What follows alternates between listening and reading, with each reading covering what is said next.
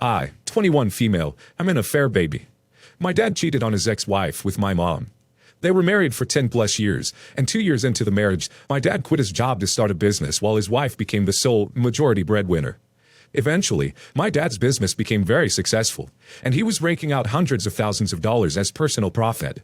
Around that time, he became involved with my mom. My dad wanted to leave his wife for my mom, but knew that his ex-wife could clean him out in a divorce, since the money she earned was used to help fund his business ventures. She co-signed business loans, and even did occasional labor on her off time for the business. My mom didn't like my dad's reluctance to leave his ex, and eventually broke off the relationship, not knowing that she was already pregnant with me. When she found out, the plan was always to give me up for adoption, so she felt the need to tell my dad. But on the day that I was actually born, she changed her mind and decided to keep me. I was around 2 years old when my parents re-established contact, and by that time, my dad had convinced his ex-wife to sign a post-nuptial agreement with an infidelity clause that would be heavily in the hurt party's favor if ever proven. Up until that time, my mom kept saying that I was the result of a one-night stand. But when she and my dad decided to get back together, after my dad divorced his ex, she finally told him about my paternity, and he wasn't happy, and told my mom about the infidelity clause. They decided that it would be best to keep everything between themselves in the hopes that his ex wouldn't find out. I didn't even know for the majority of my life, and just thought that my dad was my stepdad. Because I grew up not knowing who my bio dad was, I wanted to do the ancestry testing, and my mom and dad were vehemently against it.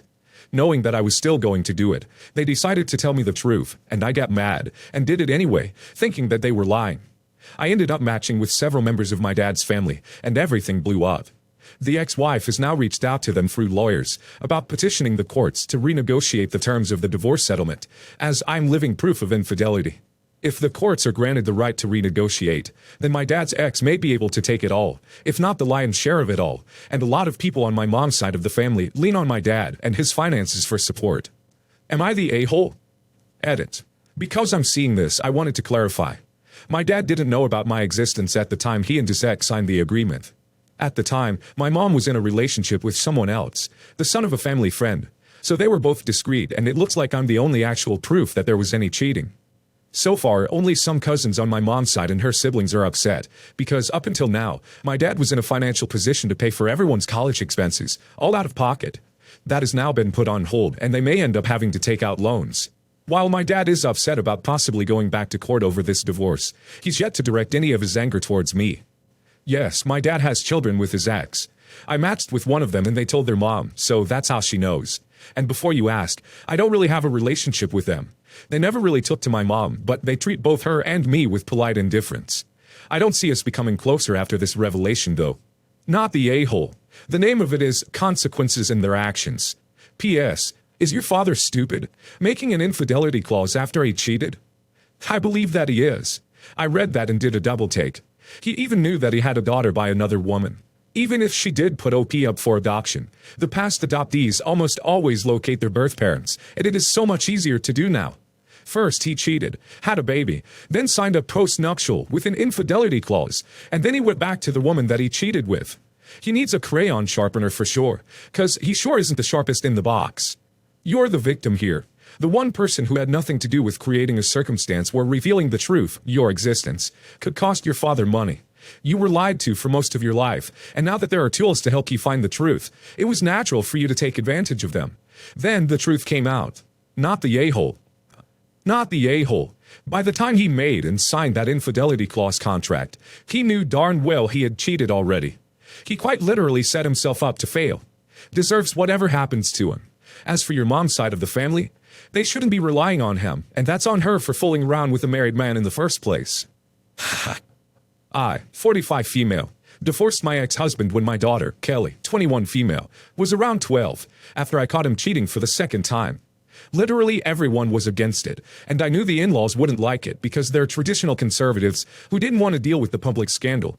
But it was hurtful to me that my own family was trying to pressure me to stay in the marriage in order to not lose access to the money and perks my ex had provided.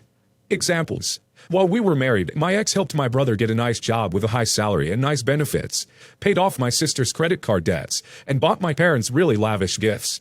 The first time I caught him cheating, I wanted out back then, but my family convinced me to forgive him and that I owed it to Kelly to fight for her, to have the stability of a two-parent household.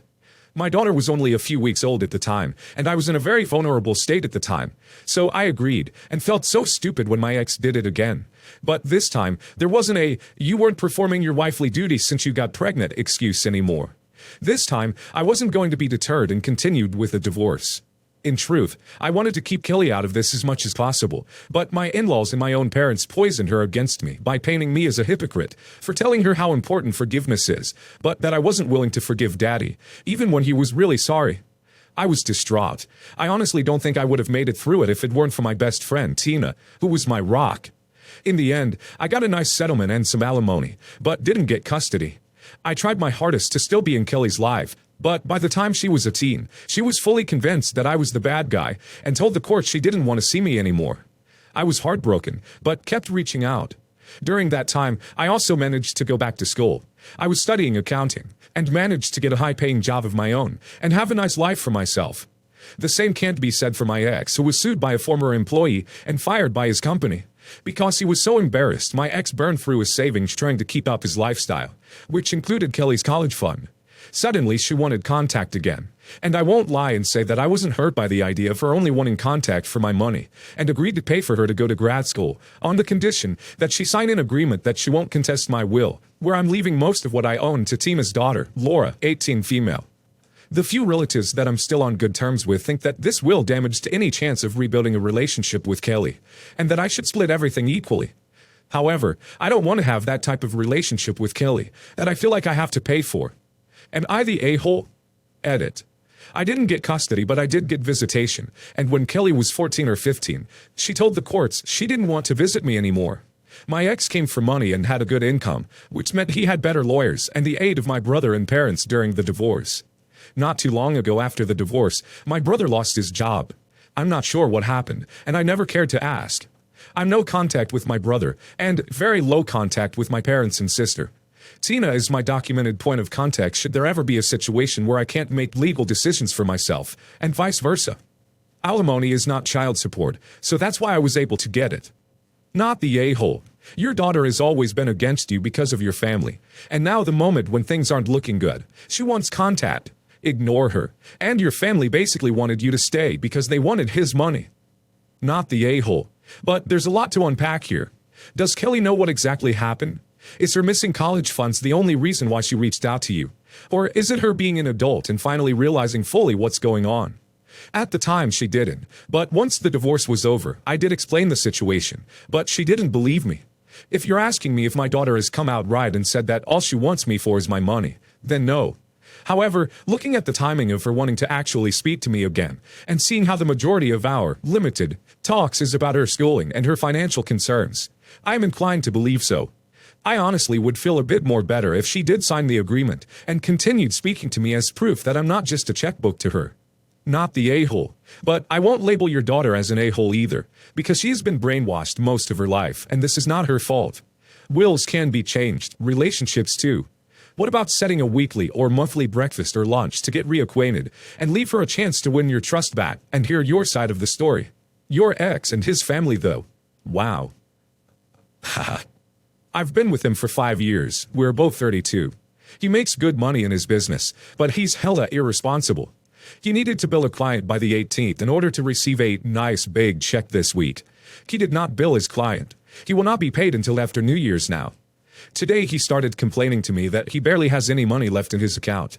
Again, he's often irresponsible with money and budgeting. He asked me several times to please borrow money from my sister or my dad to lend him until he gets paid in January. I was on the fence about this. I know neither my sister nor my dad will be thrilled to lend him several $1,000s last minute, honestly, and I feel like a jerk asking them. But he told me he needs $1,500 to buy his daughter, 15, a new phone. She dropped hers 2 months ago and the screen cracked. I argued with him that his daughter, who I really adore by the way, does not need an expensive phone, especially not right now. If he wants to give her an IOU, that would be fine, and he can buy her one in January. I suggested getting her the phone case and putting an IOU in there, along with the date he will be able to purchase it for her. He said absolutely not. That's not fair to her. My phone was worth $600, and it works great. I feel it's excessive to buy such an expensive gift for a teenager when he can't afford it himself right now. And it's not like she won't be getting plenty of presents. Her mom and stepdad are also well off, and they will have gifts for her.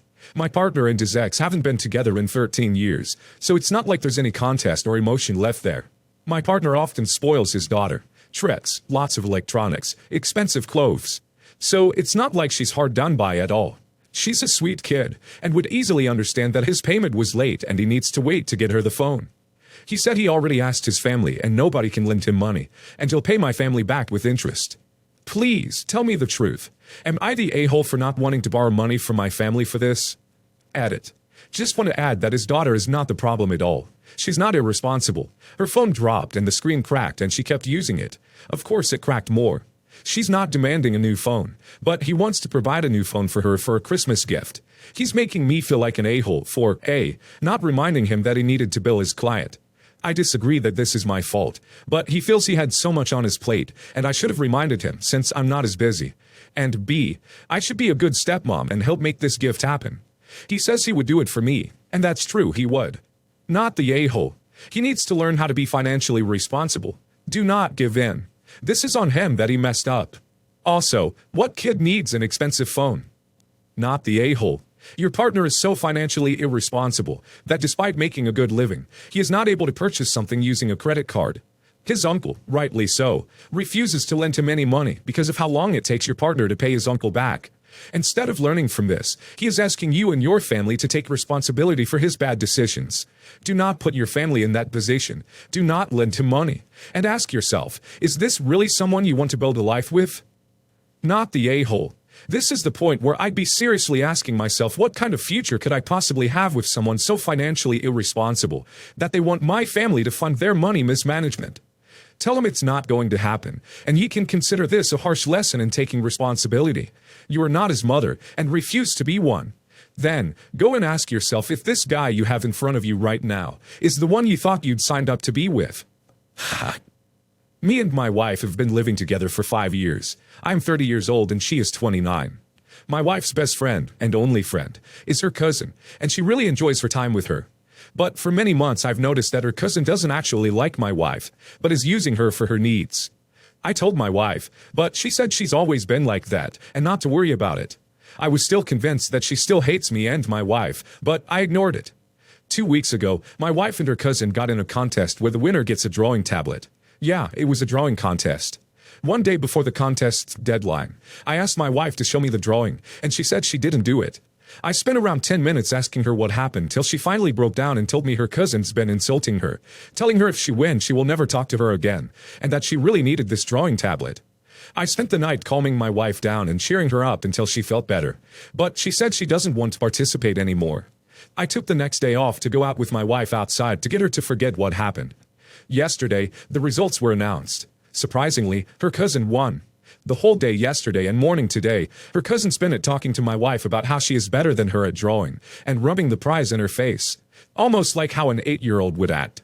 But the thing that my wife didn't know, when she told me yesterday her cousin won, today after work, I bought her a drawing tablet as a gift that is better than what her cousin got, and told her to rub it in her cousin's face. And she did that. Her whole family, sadly including my wife's parents and siblings, called me and my wife, and called us a-holes, and my wife doesn't deserve the gift, and I shouldn't have given this to her because she didn't win the contest. My wife started crying again, understandably, because even her parents aren't supporting her. She is sleeping right now, and I can't sleep because of what happened today. I just wanted to make my wife happy. Am I the a-hole? Not the a-hole. I'll give you a piece of folksy advice from the deep north woods of Minnesota where I'm from. Tell her family to watch their own bobbers. Not the a-hole. Your wife's cousin is a jerk and a half, and I feel so sorry for your wife. Her cousin is a small, resentful, selfish person who clearly wants everything to be about her. Not the a-hole. I'm guessing your wife was the family scapegoat. That's why she's friends with someone who was so cruel to her, and normalized it. Only friend, too. If her cousin can't take it for one instance, she shouldn't be dishing it out at all. Is there anyone in your friend group your wife could spend time with in a healthier friendship?